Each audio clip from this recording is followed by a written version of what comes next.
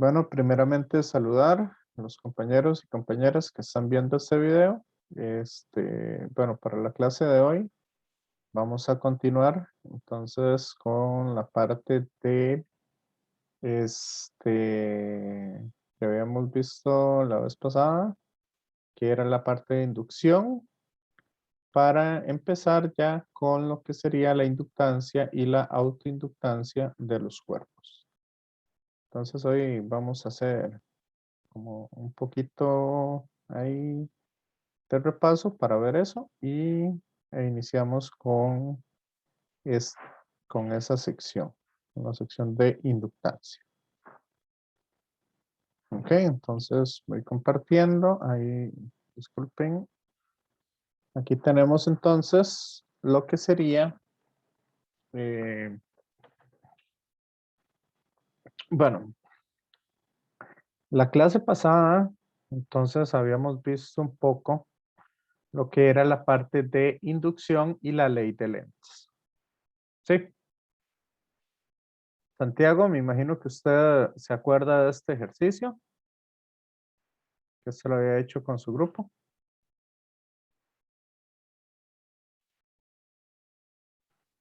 Creo que sí, profe, un poco.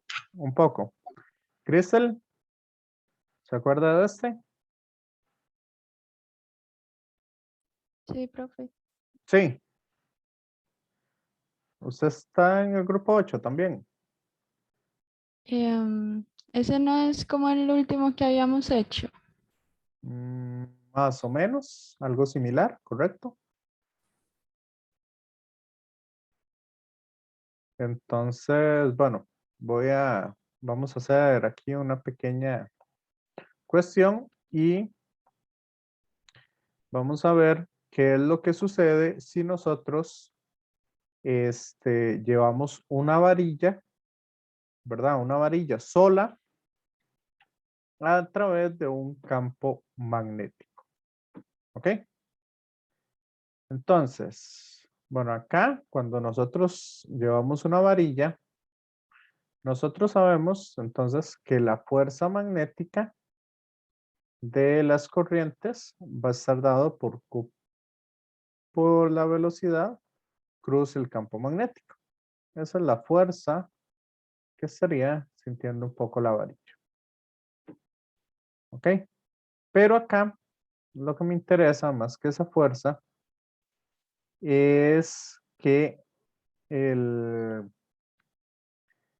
el campo magnético va a generar un campo eléctrico en el interior de la varilla. ¿Cómo se crea eso? Bueno, ese campo magnético se crea gracias a la FEM inducida que vamos a tener al mover la varilla. ¿Ok?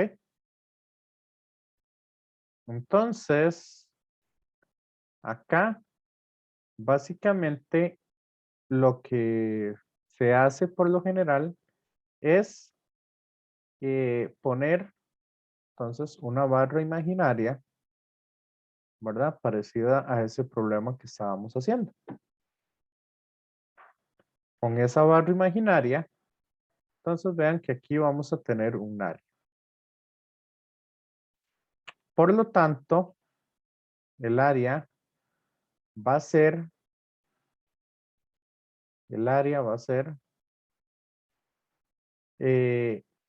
la longitud de la varilla multiplicado por un valor X, que es lo que se ha movido la varilla.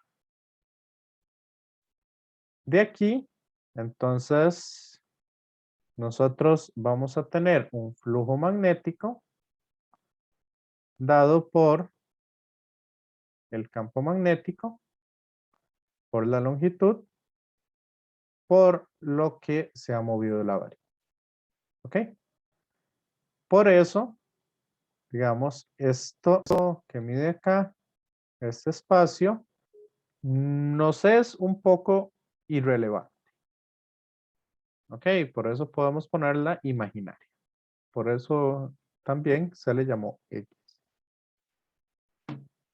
Entonces, con esto, Sabemos que la FEM inducida va a ser igual a ¿quién? La FEM inducida sería entonces menos el cambio del flujo con respecto al tiempo. Ahí lo único que estaría variando es X y la derivada de X con respecto al tiempo es la velocidad. ¿Ok? Entonces, podemos decir que el valor o la norma, bueno, el valor absoluto de la FEM inducida cuando una varilla se está moviendo va a estar dado por la velocidad, por el campo magnético, por la longitud. Que si esto lo queremos generalizar, ¿verdad? Para poder generalizar eso, entonces vamos a decir que la FEM inducida va a ser igual a la velocidad cruz el campo magnético, producto punto, la longitud. ¿Ok? Sería la integral de esto. Esto sería entonces la FEM inducida. ¿Ok? Entonces, en el caso de una espira conductora cerrada, la FEM inducida va a estar dado por esa expresión. ¿Me siguen? Por lo Sí, tanto, profe. ok. Por lo tanto, si estamos aquí en la Tierra, vamos a ver, el campo magnético lleva esta dirección. Ok, entonces en este punto podríamos decir que el campo magnético va hacia allá. Entonces, si ustedes van a correr de norte a sur, ¿verdad? Si ustedes corren de norte a sur en el, ¿cómo es? Con una varilla larga, entonces vean que la velocidad es paralela al campo magnético. Por lo tanto, el producto cruz entre estas dos componentes me daría 0. Entonces, ese tipo de movimiento no generaría una FEM inducida. Pero, si ustedes corren de este a oeste, de este a oeste, vean que tenemos una velocidad en esta dirección y un campo magnético hacia arriba. ¿Ok? Por lo tanto, la varilla debería de estar, vamos a ver, debería de estar o saliendo o entrando. Entonces, ustedes deberían de correr con la varilla. ¿Cómo es? Ustedes van acá. Voy a poner en blanco. Ustedes van acá. Corriendo y llevan y tienen que llevar una varilla en esta dirección para que se genere una FEM inducida en esa varilla gracias a la velocidad que ustedes llevan.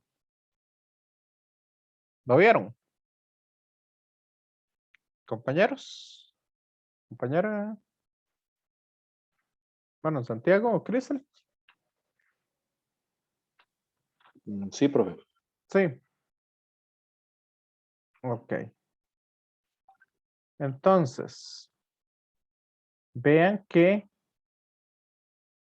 el diferencial de longitud de la varilla tiene que ser perpendicular tanto a la velocidad como al campo magnético. ¿Por qué? Porque este producto cruz me va a dar un vector que es perpendicular a ellos dos. Y por lo tanto, la longitud para que el producto punto esté, entonces deberían de ser, este DDL debería de ser paralelo al vector que es perpendicular tanto al campo magnético como a la velocidad. Entonces aquí yo puedo generar un DDL. Bueno, eso es un poco lo que no les había dicho la clase pasada. Y bueno.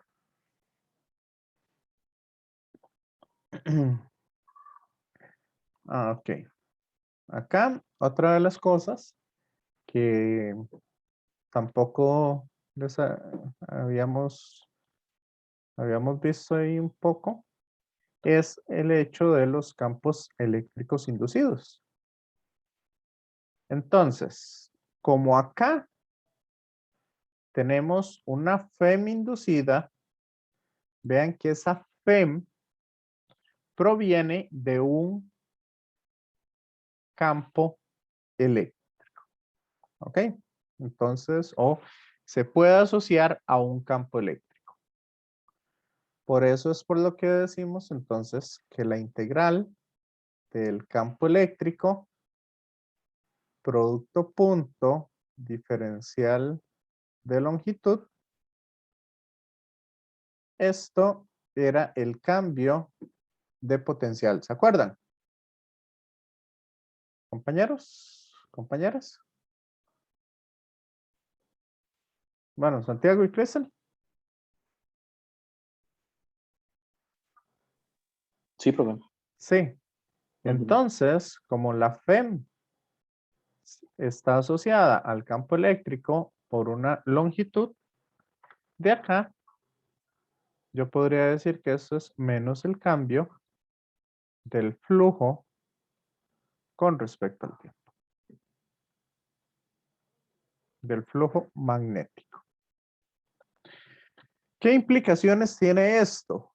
Ok, esto ya vamos a ir entrando a la parte de ondas electromagnéticas y la implicación que esto conlleva es que como esto es un campo magnético por un área donde alguno de los dos varíe en el tiempo o las dos puedan variar en el tiempo, ¿verdad? Tanto el campo magnético como el área. Entonces, esta variación va a generar a su vez un campo eléctrico. ¿Ok? Y ahí con las ecuaciones de Maxwell, también vamos a ver que el flujo eléctrico genera, o el flujo eléctrico variable genera un campo magnético. Por eso es que cuando nosotros tenemos una onda electromagnética que viaja en el espacio, vamos a tener una que es un campo eléctrico y vamos a tener también un campo magnético que es perpendicular a ese campo eléctrico en todo momento. Y eso que está ahí en el espacio, ok,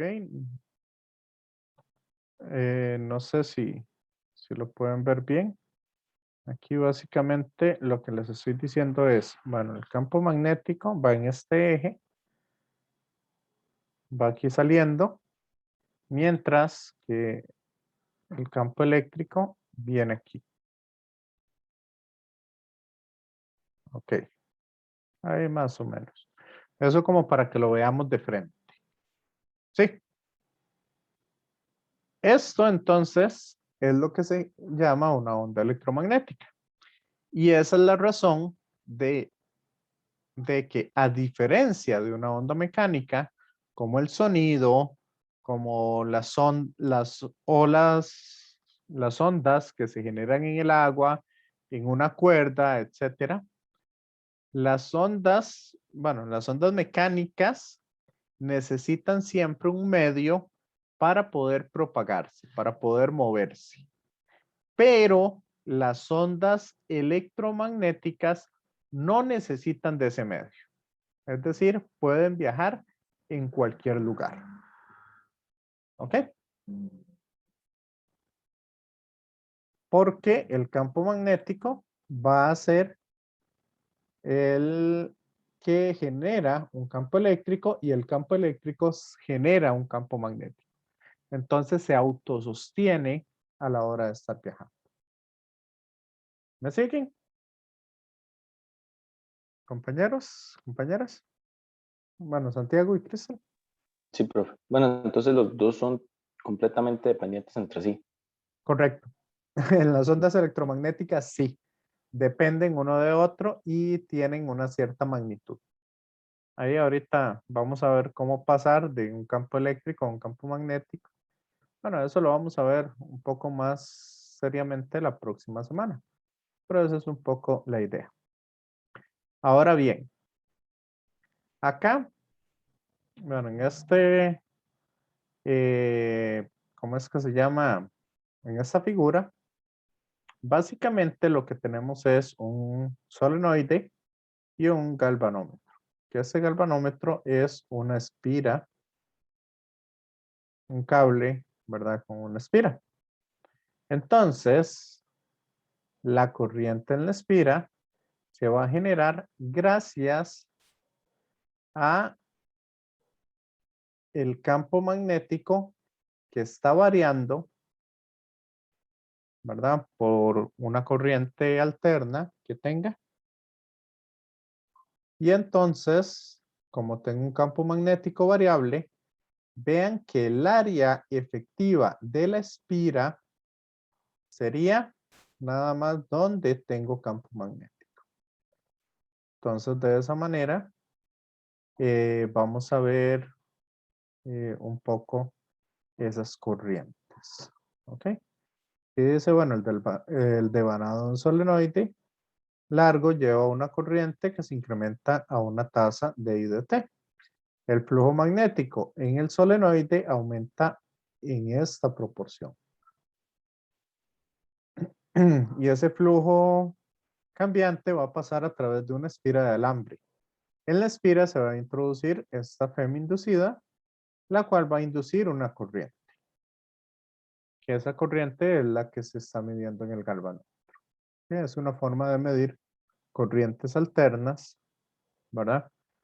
Desde afuera. Ok, entonces, bueno, esto era lo que les estaba explicando un poco ahí, que la FEM inducida es la integral cerrada del campo eléctrico producto punto diferencial de longitud. Y entonces, cuando uno integra eso, uno se da cuenta que el campo eléctrico, ¿verdad? En el caso de una espira que se tenga, una espira, el campo eléctrico generado en esa espira sería 1 sobre 2 pi r por el cambio del flujo con respecto al tiempo. ¿Verdad? Es la magnitud del campo. Por eso, digamos, este negativo lo estamos omitiendo y metemos entonces lo que sería un valor absoluto ahí. Lo que nos interesa es la magnitud del campo eléctrico. ¿Ok? Y este 1 sobre 2 pi r, vean que es el diferencial de longitud de la espira completa. ¿Ok? A donde salga el vanómetro. Bueno, eso es un poco ahí. Este otro concepto, este es bastante importante, aunque es complicado de ver.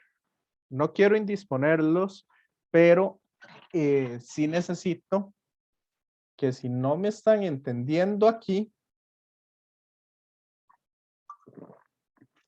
perdón, si no me están entendiendo, entonces que me pregunten cuantas veces sea necesario. ¿Sí? Porque aquí vamos a encontrar una contradicción a la ley de Faraday. Bueno, a la ley de Ampère. Vamos a encontrar una contradicción que tenemos. Sí. Crystal, Santiago.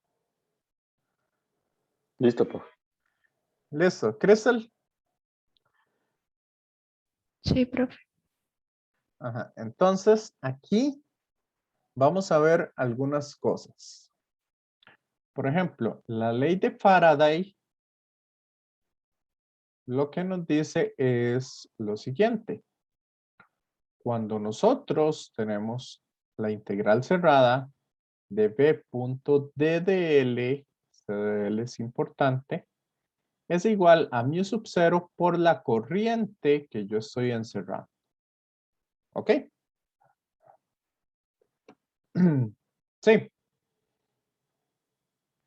Entonces, este d de L, recuerden ustedes que es una longitud o una espira cerrada, ¿ok? Que realmente yo me la puedo inventar. Yo me puedo inventar esa espira. Simplemente es para calcular un campo magnético en un punto determinado. Pero, ok, que ahí viene un poco el asunto.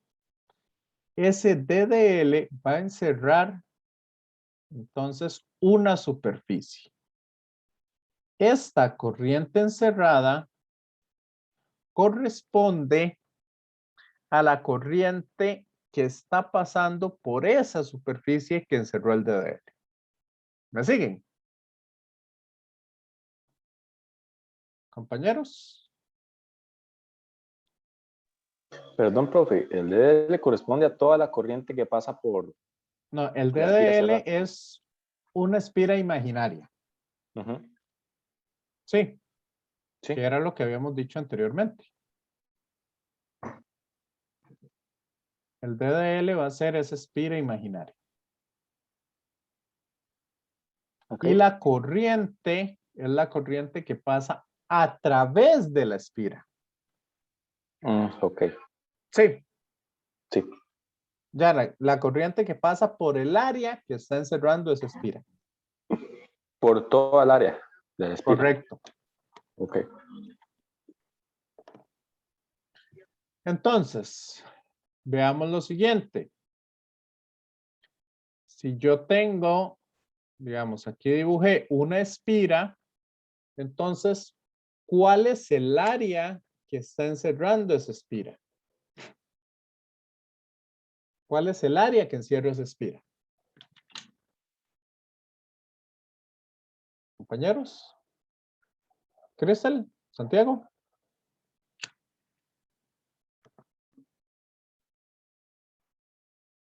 La forma más fácil de ver sería esta área de acá, ¿verdad? ¿Sí o no? Sí, profe. Eso es lo más fácil de ver. Pero yo también puedo hacer otra cosa. Puedo decir, ok, no. Esta espira es el límite de una botella.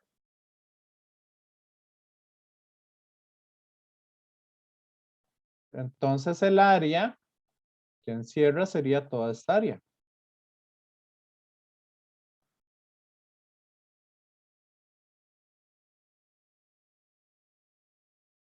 ¿Me siguen?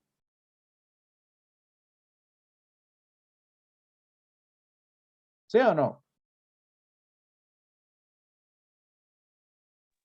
Ahí no tanto, profe. Imagínense un chorreador de café. Ujú. Sí. Sí. Entonces, ¿cuál es el área? Bueno, el alambre sería la espira cerrada. Ujú. Este alambre es la espira cerrada. Y el área va a ser todo el chorreador. Ok. ¿Lo ven? Todo el perímetro del choreador o lo que está dentro del choreador. O No, sea, el no, área del digamos, choreador. toda la bolsa sería el área. Ujú. Sí. Sí. ¿Crystal? Creo que sí. Ese creo no me convence mucho. O sea, como que la superficie amperiana es toda la botella. Correcto. Ok. Yo puedo, digamos, uno por simplicidad, lo que dice es, bueno, este es el área, esto que está vacío aquí arriba, es el área que yo estoy encerrando. Con esas espira amperiana. Pero también yo puedo decir, no, lo que yo estoy encerrando es el resto, con una bolsa o con cualquier forma que tenga. Entonces, toda la corriente que pase por ahí, por ejemplo, si yo paso por acá un cable, vea que el cable está atravesando el área blanca y también está atravesando el área amarilla. ¿Lo ven? Compañeros, compañera. Sí, profe. Sí, profe. Y ahora sí me entienden. Entonces, ¿cuál es la corriente que hay en esa área, que hay en el área? Si ese es el cable, es la misma corriente.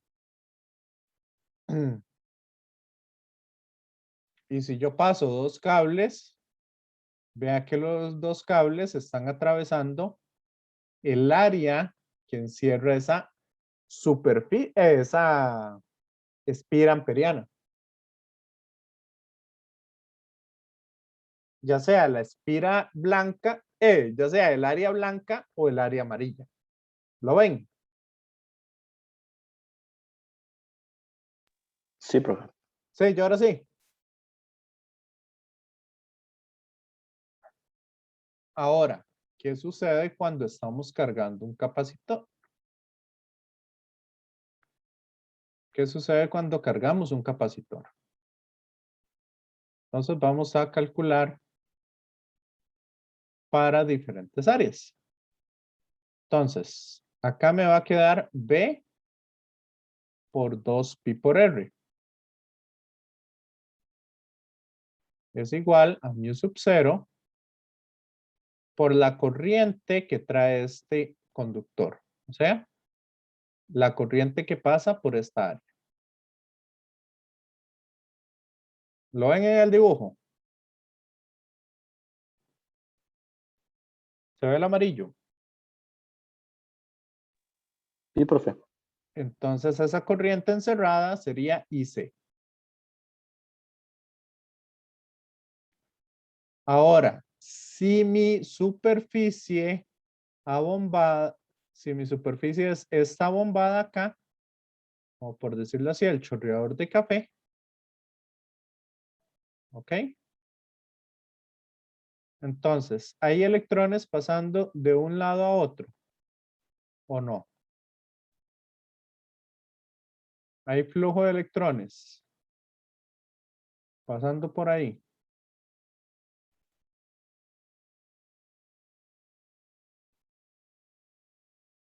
Utilizando la misma trayectoria o la misma espira encerrada, sería B por 2pi por R. Esto es igual a mu sub 0 por la corriente. ¿Y cuánta corriente está atravesando este chorreador? ¿Crystal?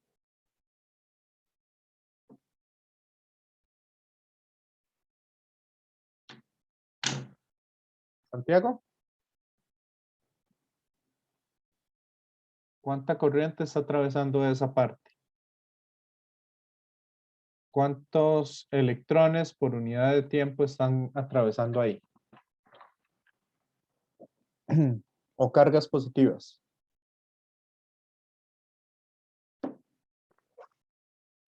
Cargas positivas no son 0. Y electrones, 0. también. Electrón en cero también. Ok. Ujú. Sí, porque no están pasando. Lo que tengo en medio del campo del capacitor es un campo eléctrico.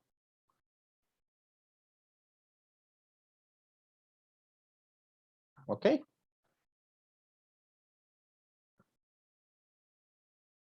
Entonces, esta ecuación no debería ser igual a esta.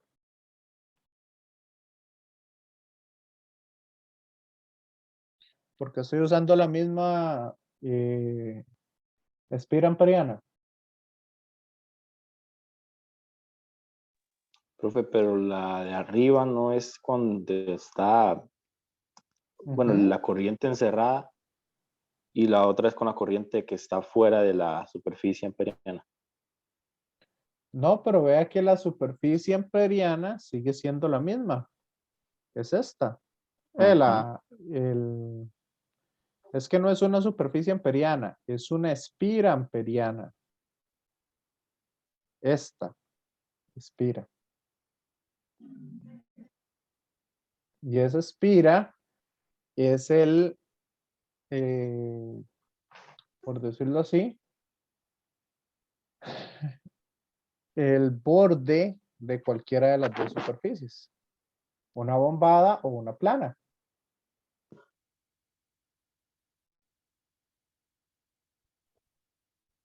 Profe, no Sí. entendí por qué la corriente encerrada es cero.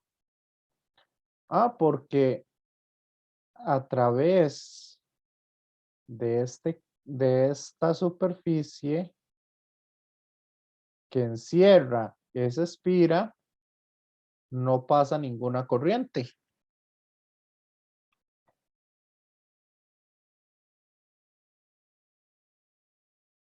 Pero, o sea, De la parte roja. ajá, por ahí no está pasando un cable. ¿Ah? Por esa parte no está pasando un cable. No, porque lo que tengo es un capacitor. Ah, ok. ¿Ya? Ahí lo Ah, que ok. tengo es un capacitor. Ah, es que pensé que ese palo que hay ahí era un cable. ¿Cuál? Eh, es, bueno, Este sí, este es el cable que conecta al capacitor. ajá, por ahí no está pasando ninguna corriente. Sí, pero acuérdese que las cargas se están almacenando en el capacitor. Ah, ok. Entonces, de un lado del capacitor al otro no están pasando corrientes.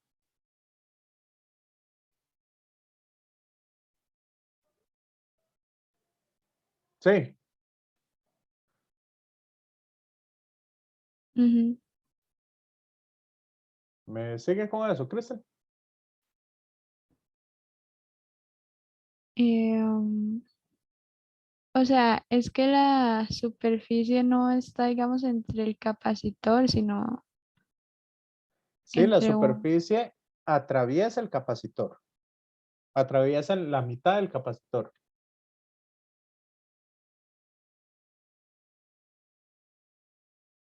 Ok.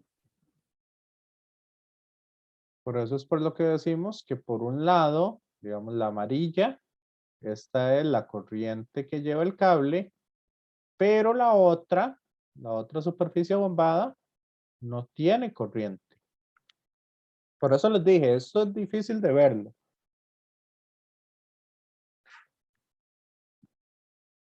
Entonces la otra superficie sería nada más entre los, digamos, encerrando el capacitor, no el Correcto, cable. correcto. Ah, que es que me pareció como que sí estaban cerrando el cable.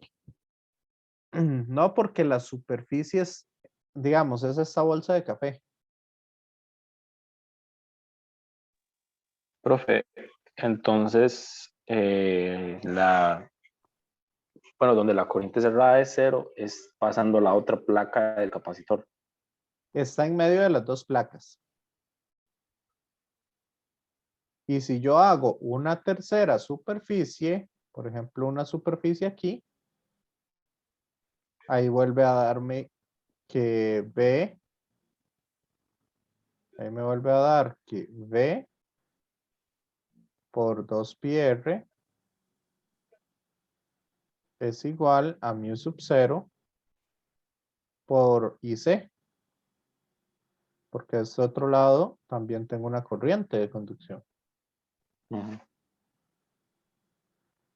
Pero esta es la parte donde básicamente la ley de Ampere se rompió, no sirve.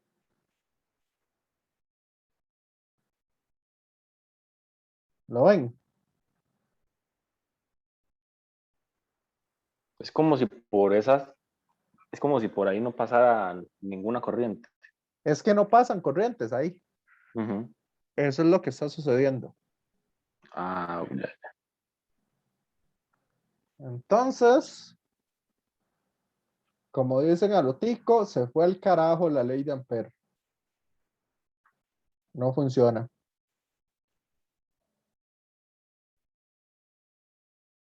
Bueno, no funciona para todos los casos. ¿Lo ven? ¿O no? Sí, profe, ya me queda más claro. ¿Crystal? Sí, profe. Sí.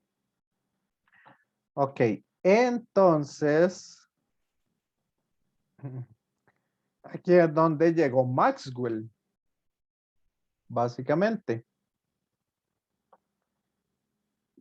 Y Maxwell dijo, "Pues, no me gusta eso que sea tan parcializado". Bueno, aquí esto, digamos, este texto explica un poco lo que yo les dije. Dice aquí, pero algo más ocurre en la superficie bombada. A medida que el capacitor se carga, el campo eléctrico y el flujo eléctrico a través de la superficie aumentan. Sus tasas de cambio pueden determinar en, o se pueden determinar en términos de la carga y la corriente. Entonces la carga instantánea va a ser la capacitancia por el voltaje o por la diferencia de potencial.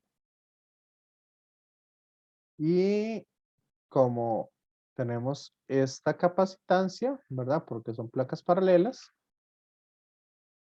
Entonces, el potencial está dado por esto. Y aquí, entonces, se puede decir que la carga que está almacenando es la, la permitividad eléctrica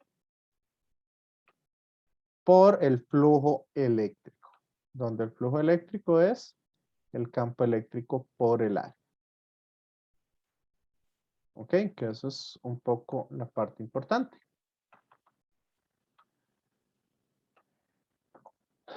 Aquí básicamente lo que hacen es inventarse, así en términos generales, dicen, bueno, como por ahí no pasa ninguna corriente y yo quiero que B por 2πr sea igual a mu sub 0 por la corriente que pasan ahí. Entonces, como ahí no pasa corriente, yo digo, bueno, voy a inventarme una corriente. Y voy a decir que la corriente que pasa por ahí se llama corriente de desplazamiento. Y esa corriente de desplazamiento está dada por esta expresión. El cambio del flujo eléctrico con respecto al tiempo.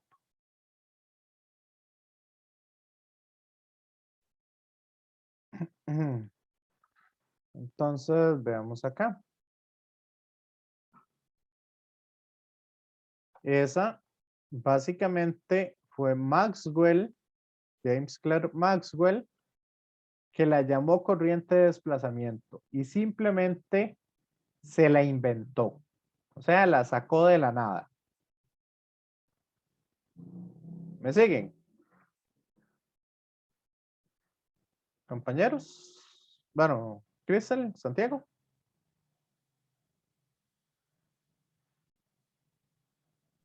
Sí, profe. Sí. Y esa también tiene una densidad de corriente que está dado por esta expresión.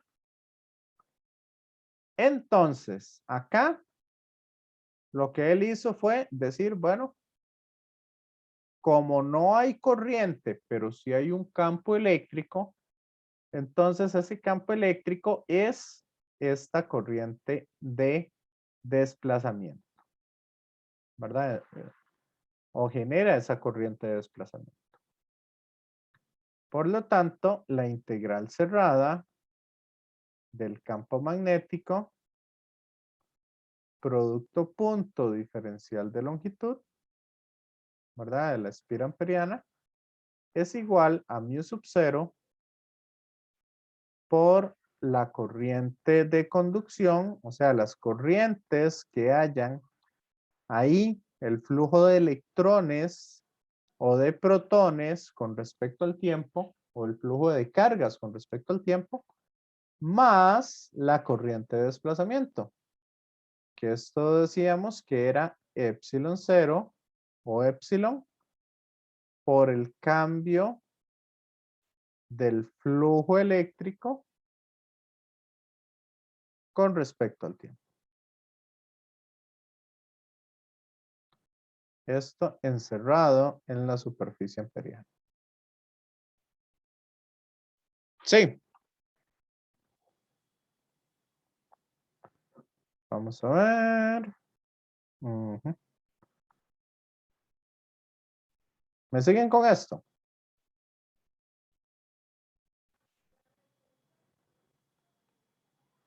Crystal. Sí, Sí, profe. profe. Sí. ¿Y de aquí qué más habíamos encontrado?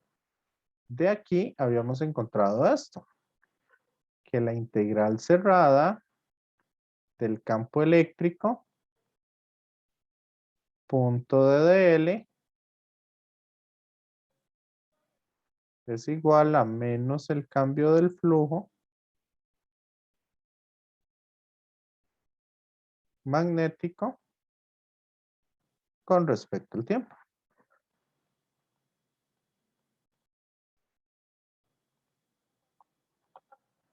Ven esas dos ecuaciones.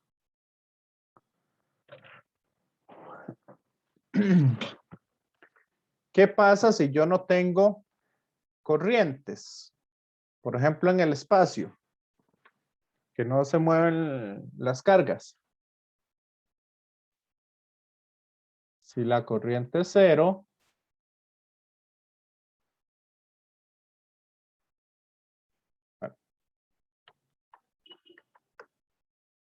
si la corriente es cero,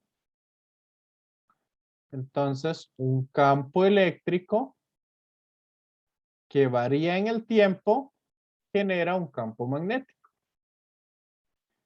Y un campo magnético que varía en el tiempo genera un campo eléctrico.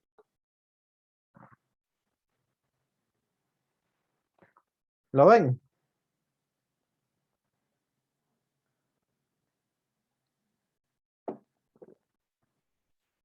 Sí, profe.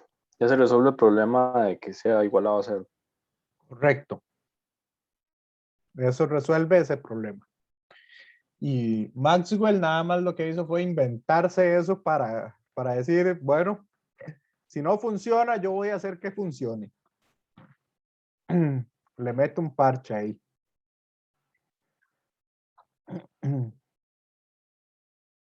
Y era tan intuitivo y genial Maxwell que ese parche que le metió o eso que se inventó ahí para que funcione el asunto, si no tuviéramos eso, en este momento no tendríamos nada de telecomunicaciones. ¿Está bien? Porque Profe, pero fue nada más que él se la sacó de la manga. sí, Mm, no es, digamos, no es una corriente, es una corriente ficticia lo que él generó ahí. Él generó una corriente ficticia llamada corriente de desplazamiento. Una corriente ficticia donde nada más obtiene la capacitancia multiplicada por la diferencia de campo eléctrico con respecto al tiempo. ¿Correcto? Ujú, ok. Entonces, eso es básicamente la genialidad que él hizo y el gran aporte que generó. Sí. Entonces, por ejemplo, acá, si uno quiere encontrar el campo eléctrico, el campo magnético, en medio de un capacitor, el campo magnético, ¿verdad? Si estoy dentro, va a ser mu sub 0 sobre 2pi por R entre el radio al cuadrado por la corriente de conducción, ¿verdad? Si yo lo quiero encontrar para un radio menor a las placas. Y si lo quiero encontrar por un radio mayor, sería igual a la corriente de conducción. Eso es un poco lo que nos dice ahí.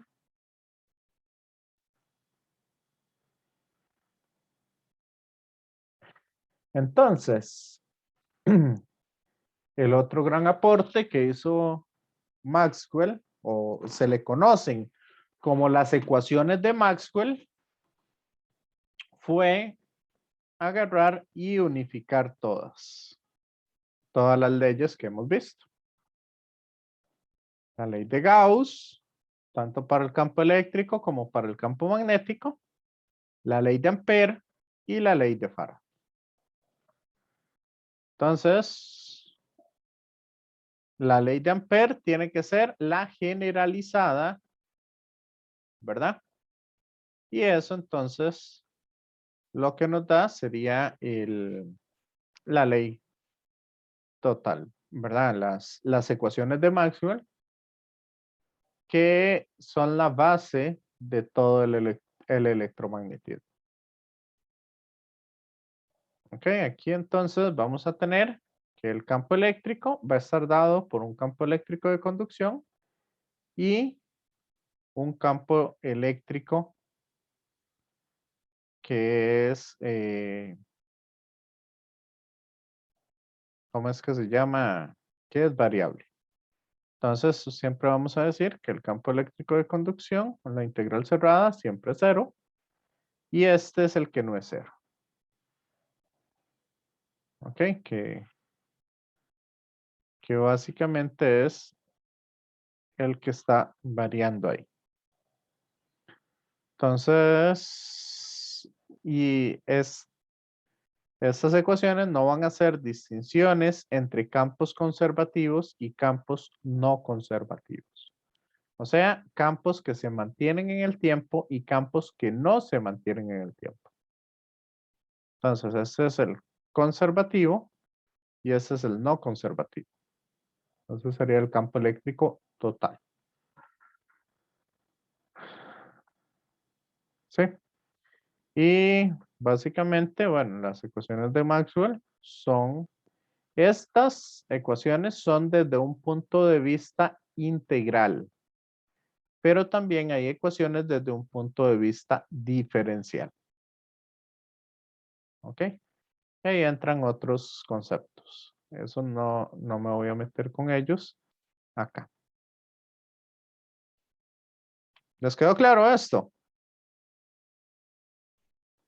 Crystal,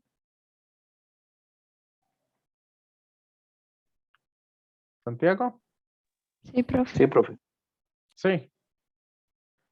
Ok, y esto básicamente es, o esas ecuaciones de Maxwell, vemos acá que estas son simétricas entre sí.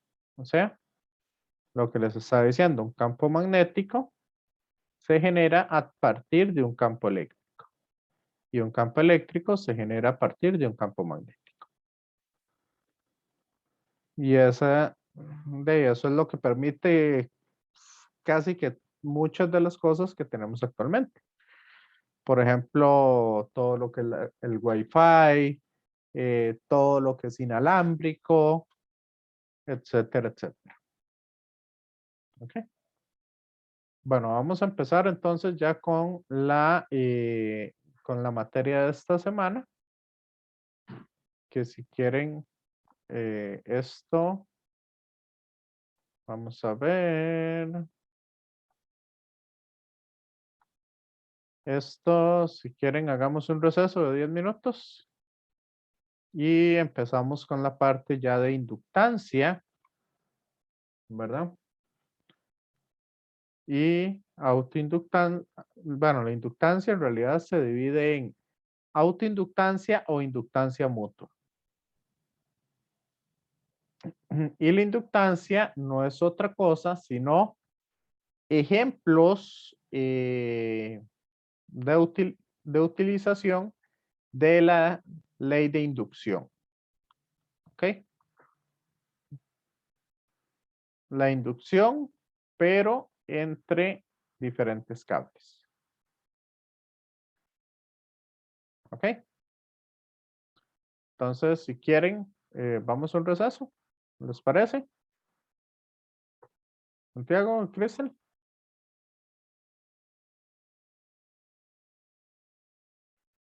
Bien, Sí, está bien, profe. sí, porque sí, ya son las 6.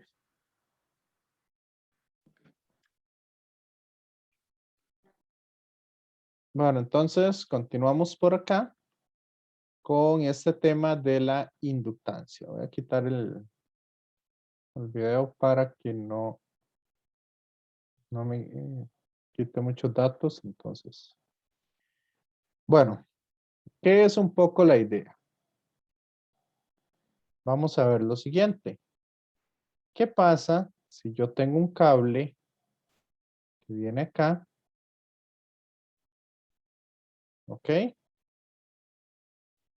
Y tiene una corriente.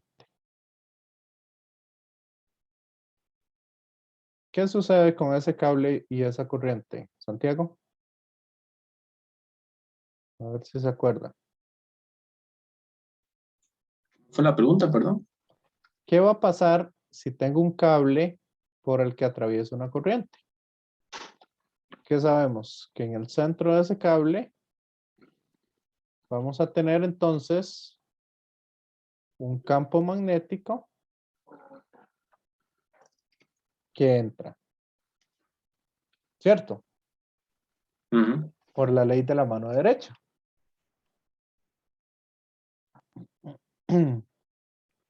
Lo que a su vez, en toda esta sección,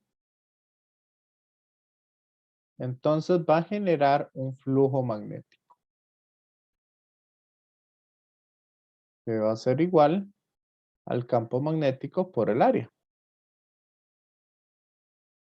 Sí.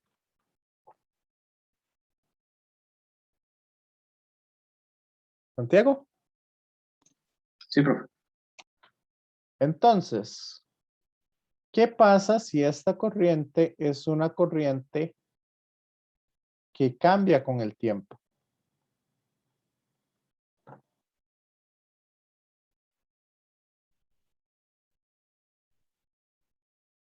¿Qué esperaría usted?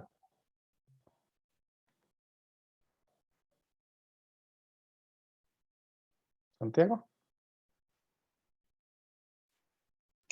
Que el campo magnético también cambie. Y si cambia el campo magnético, ¿qué pasa con el flujo? También cambie. Entonces, este a su vez va a generar una FEM inducida. ¿Lo ve?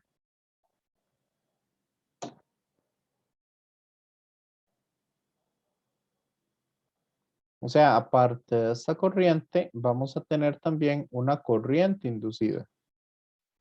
que esa corriente inducida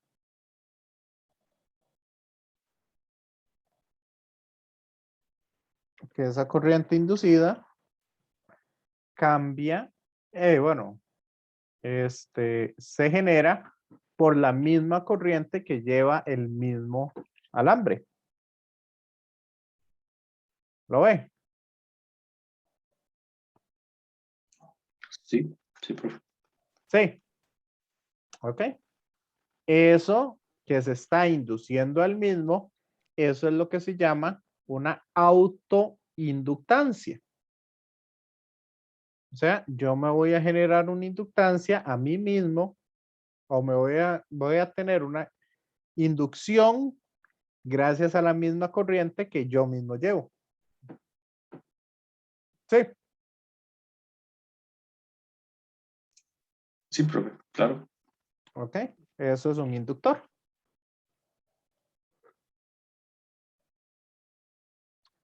Ahora, ¿qué sucede si, digamos, tenemos una espira acá y por acá tenemos otra espira?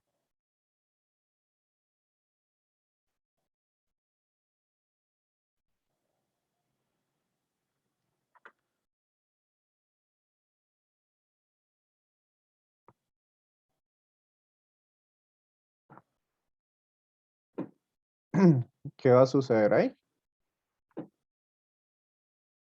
Yo llevo una corriente. Entonces, voy a generar en este interior un campo magnético que va a inducir sobre la segunda espira una corriente. Y eso es lo que se llama la inductancia mutua. Porque si esta corriente que yo estoy induciendo es variable también, entonces al estar acá va a inducir entonces otra corriente sobre el primero. ¿Lo ve, Santiago? Sí, profe. ¿Ok? Entonces, esa inductancia que genera uno sobre el otro y el otro sobre el primero, se llama inductancia mutua.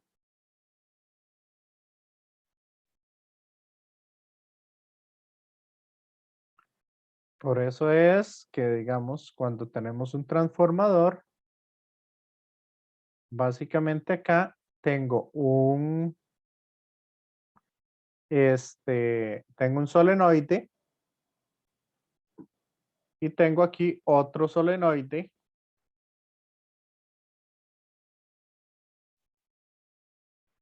que no está tocando el primero. Entonces, entre ellos se va a generar una inductancia mutua. ¿Ok?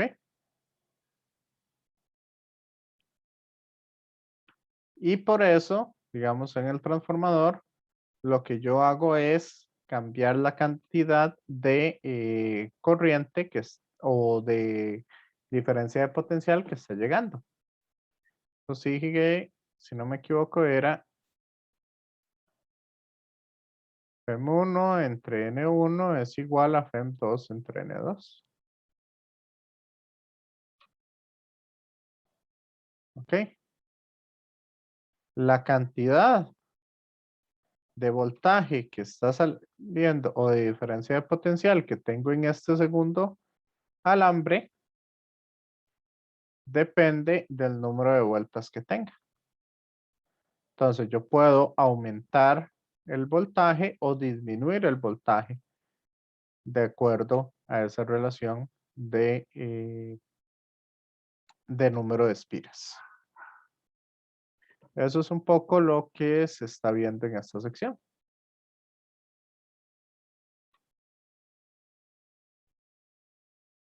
Sí,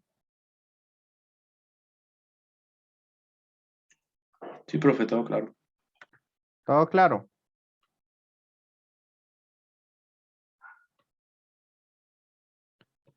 Ok, entonces, bueno, para esta inductancia mutua, básicamente a lo que llegamos es lo siguiente. Sabemos que la FEM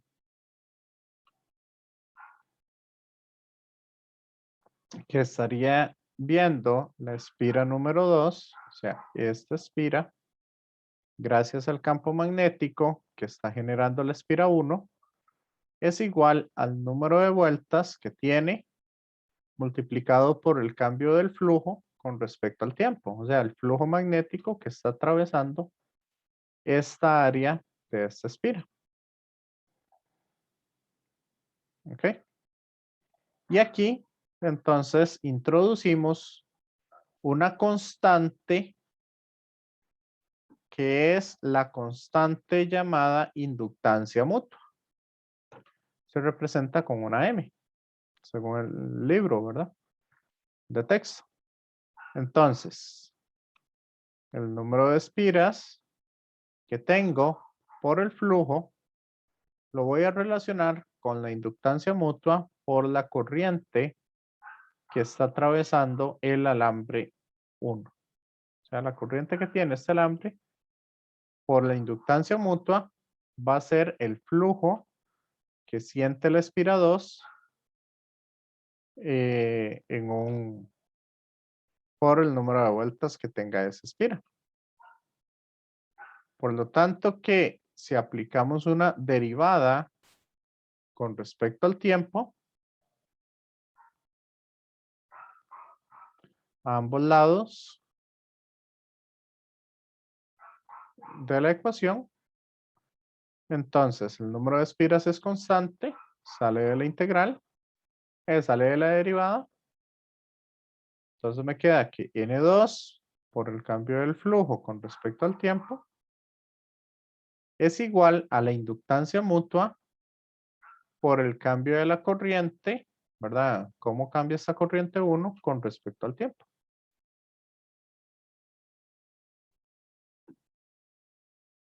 ¿Ok? Entonces, si tengo un cambio de corriente, porque el área no estaba cambiando, entonces voy a tener una FEM inducida. ¿Verdad? Entonces yo voy a decir que la FEM inducida en la espira 2 va a ser menos esta expresión de acá. O sea, menos el cambio de la corriente con respecto al tiempo por la inductancia mutua. Y de aquí, entonces, podríamos llegar básicamente a la última ecuación para saber cuánto vale esa inductancia mutua.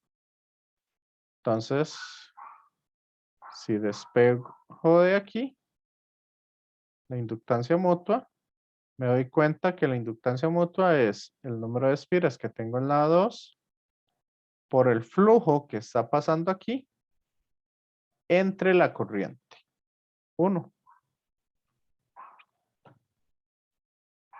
Y eso sería entonces la inductancia mutua. Ahora bien, ¿qué pasa si yo agarro estas dos ecuaciones? Vamos a ver. Ok. ¿Cuáles eran las ecuaciones para llegar a esa expresión?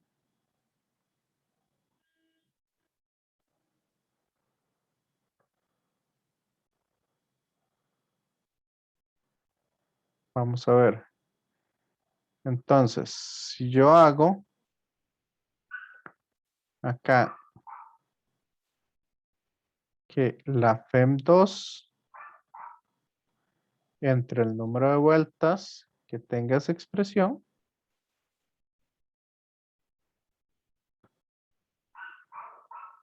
esto va a ser igual al cambio del flujo con respecto al tiempo. cambio del flujo que tengo en la bobina 2. ¿Me sigue? ¿Santiago? Sí, profe. Ok, pero esta, igual, si yo lo hago al revés, si veo la corriente que atraviesa la bobina 1, vea que el área donde estaríamos generando el campo magnético es el área por el campo magnético sería constante para la bobina 1. Si lo vemos al revés. Entonces me queda que la FEM 1 entre el número de espiras 1 va a ser igual al cambio, bueno, aquí hay un menos el cambio del flujo en la bobina 1 con respecto al tiempo.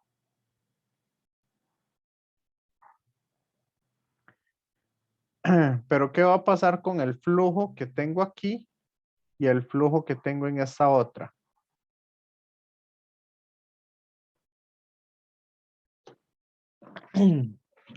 ¿Va bien? Santiago, No son iguales. son iguales. Por eso es por lo que decimos que la cantidad de el voltaje en la bobina 2 con respecto al número de vueltas que tiene esa bobina es igual al voltaje en la bobina 1 entre el número de vueltas de la bobina 1. ¿Ok? Y esta expresión, entonces, la inductancia mutua es una constante entre las dos bobinas y únicamente van a depender entonces de la geometría. Es algo, en ese sentido, es algo similar a lo que está ocurriendo con, ¿cómo es que se llama? En ese sentido, va a ser algo que está ocurriendo con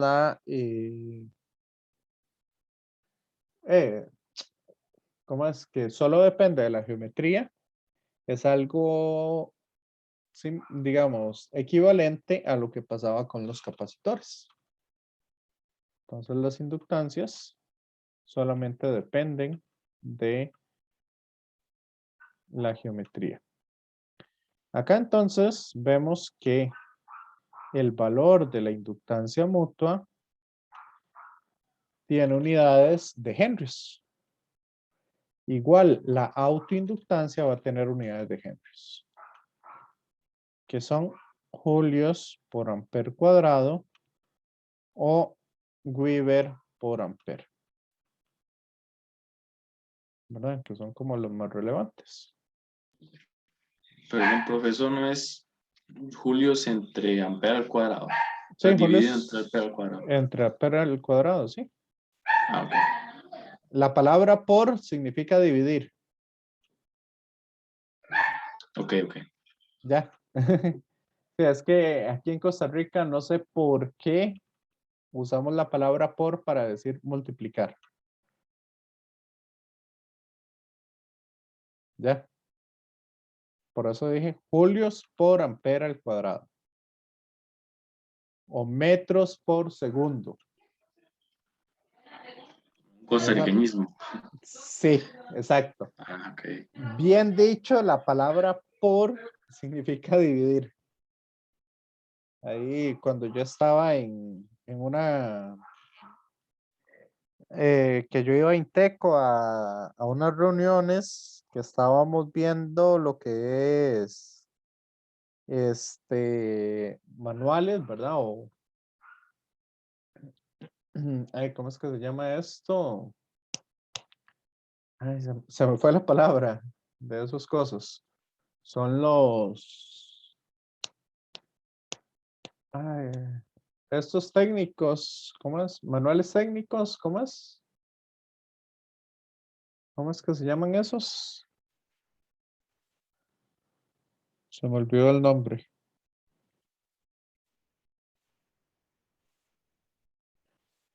Bueno, básicamente, digamos, estábamos haciendo esos documentos y siempre teníamos esa misma discusión.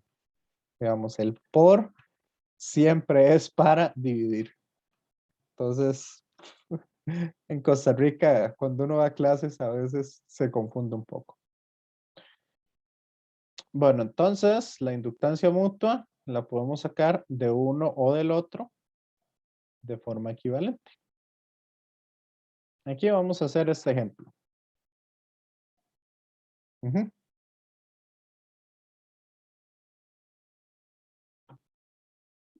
Entonces, como para que lo tengamos acá, dice lo siguiente.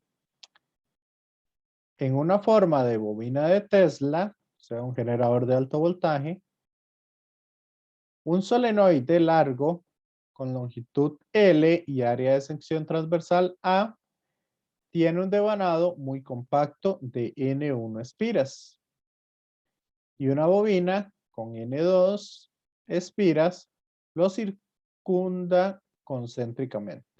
Entonces, calcular la inductancia mutua. ¿Me sigue? Sí, profe. Entonces, vamos a suponer que sobre la bobina circula una corriente I1.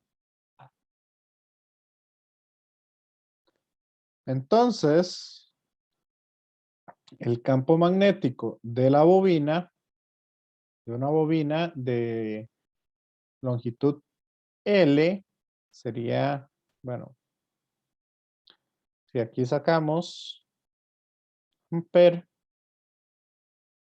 nos queda que, bueno, voy a usar de una vez para no alargar mucho esto. Voy a usar de una vez la expresión que nos queda de una bobina. Entonces, una bobina, que esto ya lo habíamos calculado la semana pasada, tiene un campo magnético dado por mu sub 0 por el número de espiras por unidad de longitud. Acuérdense que n es igual al número total de espiras que tiene la bobina entre la longitud de la bobina. ¿Sí? Por la corriente que atraviesa esa. Entonces, si lo queremos ver un poquito más específico, sería mu sub 0 por el número total de espiras por la corriente entre la longitud. Ahora, ¿cómo calculamos la inductancia mutua? La inductancia mutua es el número de espiras de la bobina 2, sería N2 por el flujo que siente el campo, que siente la bobina 2 entre la corriente de la bobina 1. ¿Me sigue, Santiago? Sí, profe. Entonces, para poder calcular esa inductancia mutua, voy a escribirlo aquí arriba. Voy a escribirlo en blanco. Entonces, la inductancia mutua va a ser N2. La cantidad de vueltas que tiene el alambre azul. ¿Me sigue? Sí, profe. Por el flujo magnético que hay aquí adentro. Por el flujo magnético que hay aquí adentro. ¿Y cuál es este flujo? ¿Cuál sería el flujo magnético aquí en un área determinada?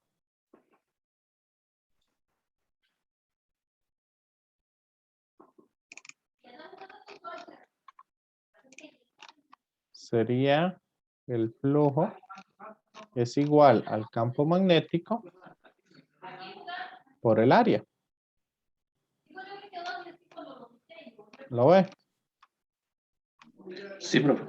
Entonces sería mu sub 0 por N1 por la corriente que atraviesa la bobina 1 entre la longitud.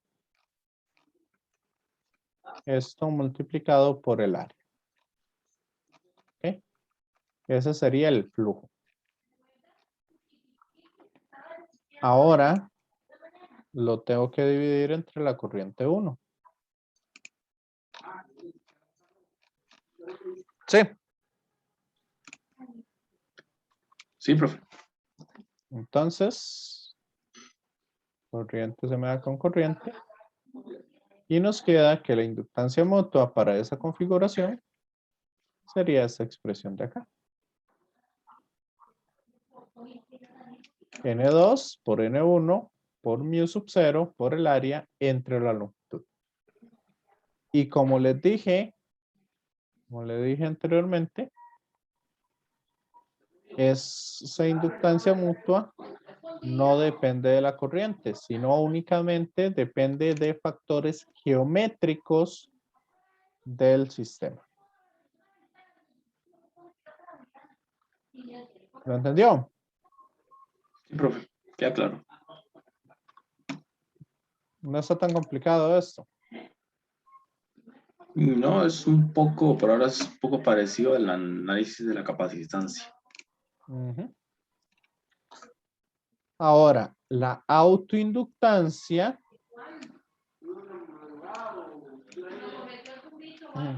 La autoinductancia se define como el número de vueltas que tenga, ¿verdad? El número de espiras que yo tenga multiplicado por el flujo magnético dividido entre la corriente.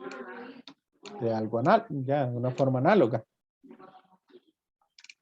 Entonces, si de esta definición, yo puedo decir entonces que L por I es igual al número de vueltas por el flujo magnético, que tiene el mismo. Si derivo a ambos lados, me queda esa expresión.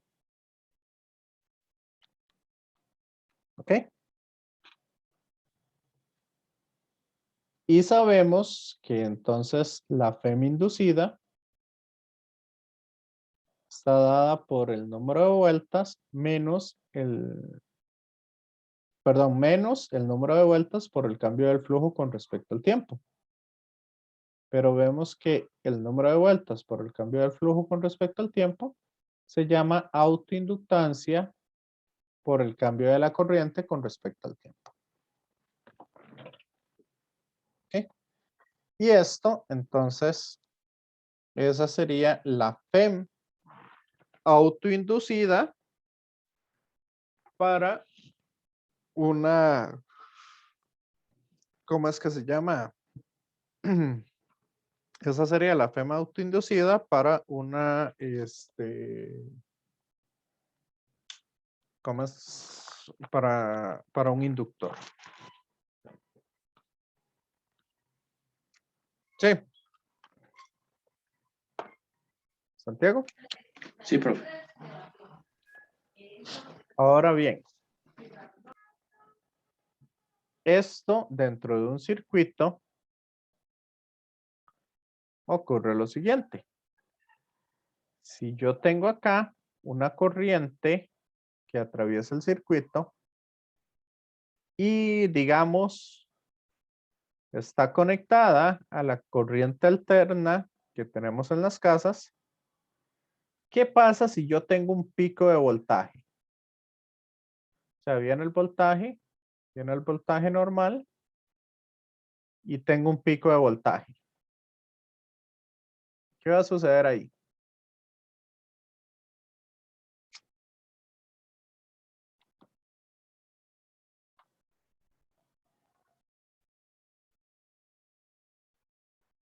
En ese caso, el inductor va a actuar evitando que en el circuito siga una corriente muy grande. Entonces, es un es una expresión o es un aparatito ideal para esos cambios bruscos de voltaje o cambios bruscos de corriente en un circuito. Y eso me permite entonces solventar esas cosas. Esa otra parte no entra, digamos, lo que le voy a decir a continuación, no es parte de lo que estamos viendo, digamos, si no es parte del curso, pero para que lo tenga ahí en referencia. ¿Usted ya llevó circuitos, Santiago? No, profe, lo tengo pendiente. ¿Lo tiene pendiente? Ujú. Bueno, entonces, para que lo vea de esta manera, cuando nosotros tenemos un circuito, ¿ok? Tenemos una resistencia, tenemos una capacitancia y tenemos un inductor. ¿Ok? Para que lo entienda un poco mejor. ¿Qué sucede cuando queremos sacar la corriente que pasa a través de él?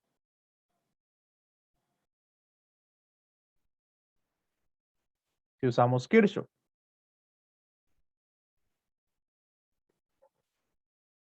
Entonces me queda que el voltaje menos... ¿cuál es el voltaje que estaría sacando esta resistencia?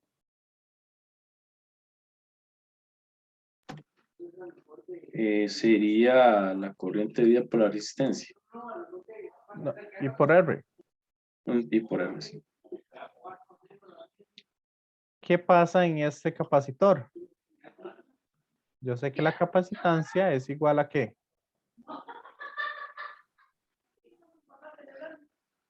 Voltaje entre carga, ¿cierto? Sí. Entonces me quedaría menos capacitancia por carga.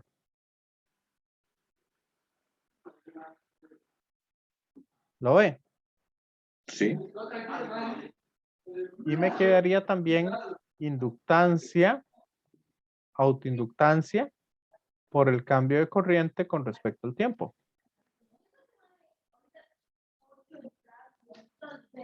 Ese sería entonces el voltaje o la FEM que habría en el inductor. ¿Lo ve? Ajá. Sí, profe. Y eso queda igual a 0. Pero la carga, ¿quién es?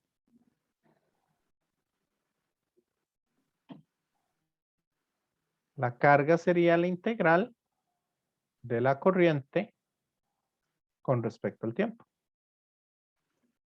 ¿Lo ve? Sí, profe. Entonces yo puedo decir que es la integral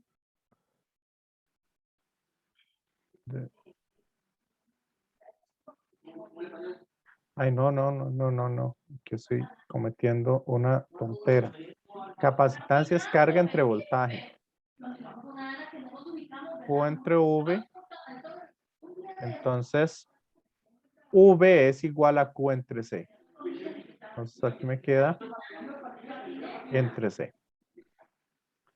No sé qué tontera estaba poniendo, pero sería así. Y D de T entre la capacitancia.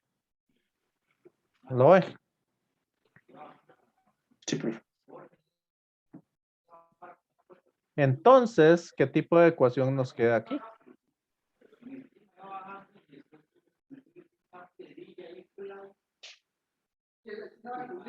Esta ecuación, vamos a decir que es íntegro diferencial.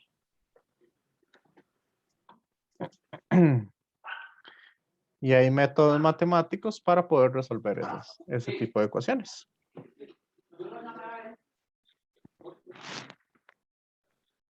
que dependen de integrales y dependen de derivadas.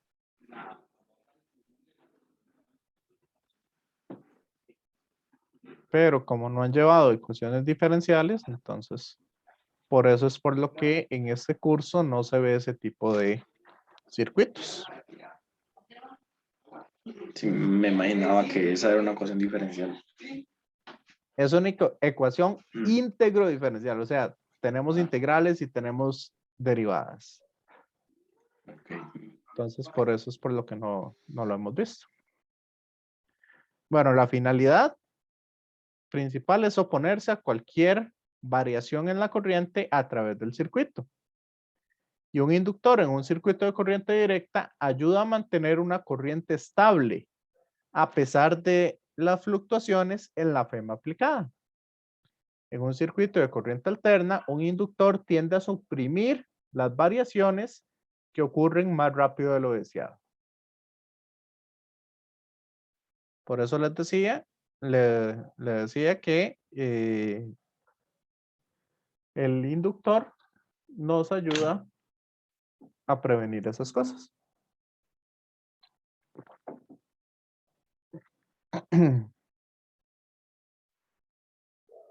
Ujú. Igual, digamos, si tenemos inductores en serie, también se pueden sumar en serie, o si tenemos en paralelo, se pueden sumar en paralelo. O podemos usar reglas de Kirchhoff en caso de que los tengamos ahí, pero no lo estamos viendo como circuitos. ¿Ok? No vamos a ver circuitos de inductores, como lo vimos con capacitores y con resistencias. Pero aquí, digamos, en caso de que en algún momento se tope con eso, en el caso de tener dos, ¿cómo es que se llama? Dos capacitores, dos inductores, vea usted que el voltaje es proporcional a la resistencia. Y en este caso el voltaje o la diferencia de potencial es proporcional al inductor. Entonces, si tengo dos inductores en serie, la inductancia equivalente sería como si fueran resistencias. Sería la inductancia 1 más la inductancia 2. ¿Me siguen?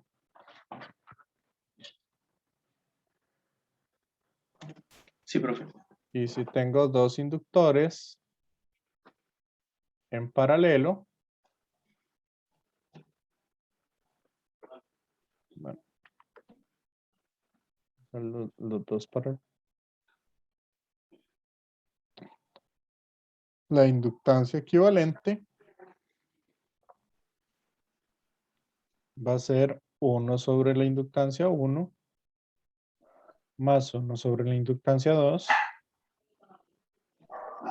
a la menos 1. En caso de que, digamos, ocupe algún circuito o algo por el estilo. Pero eso no, por lo general no lo trabajamos aquí en, ¿cómo es que se llama? En el curso de física 2. Ujú.